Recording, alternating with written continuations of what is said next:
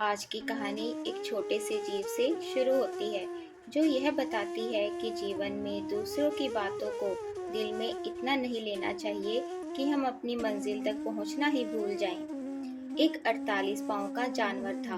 वह अपनी तरंग में चलता रहता था। उसकी चाल भी बड़ी मनमोजी थी। अक्सर वह मदमस्त हाथी की तरह अपनी लय में कदम ताल करता रहता था। इतना ही नहीं, जरूरत पड़ने पर तेज गति से दौड़ भी लेता था। अपने 48 पाँव, मतवाली चाल और तेज गति के कारण वह जंगल के जानवरों में काफी लोकप्रिय हो गया। लेकिन एक दिन उसकी बैठे बिठाए शामत आ गई। हुआ यह कि एक दिन वहां से एक सन्यासी गुजर रहा था। दुर्भाग्य से उस जानवर का भी उसी वक्त वहां से गुजरना हुआ। कुछ देर तो सन्यासी हैरानी से उस 48 पाँव के जीव को देखता रहा।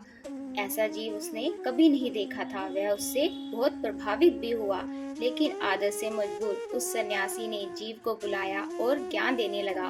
उसने कहा, हर बात का होश होना बहुत जरूरी है। तुम्हें ध्यान रखना चाहिए कि तुम्हारा कौन सा पैर कब उठता है और कौन सा पाँव जमीन पर फिर आता है। इस क्रिया को अपने कंट्रोल में लाओ, नहीं तो यह बेहोशी किसी रोज तुम्हारा सर्वनाश कर देगी। बेचारा जानवर, उसने तत्क्षण अपने पैर पर गौर किया। बात उसे सही जान पड़ी। वह चल तो रहा था, पर कौन सा पाँव कब उठाता था उसका उसको कुछ होश न था। बस तत्क्षण वह पाँव को उठाने और फिर जमीन पर आने की सूचना देने में व्यस्त हो गया। इधर हुआ यह कि पाँव उसकी सूचना अनुसार जमीन से उठने और वापस जमीन पर आने तो लगे थे, परंतु वो लाख कोशिश करने के बावजूद भी आगे नहीं बढ़ पा रहा था। वह चिंता में पड़ गया।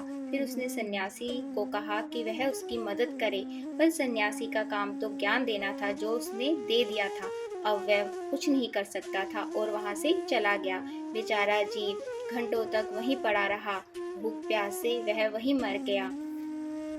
क्रियाएं प्रकृति की हो या मनुष्य की, जानवर की हो या फिर पेड़ पौधों की, सब इतनी ऑटोमेटिक और नेचुरल है कि ऊपर से ओढ़ा ज्ञान ही इसमें बाधा पहुंचा रहा है।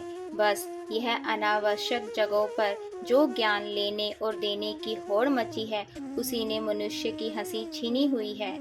Thanks for watching.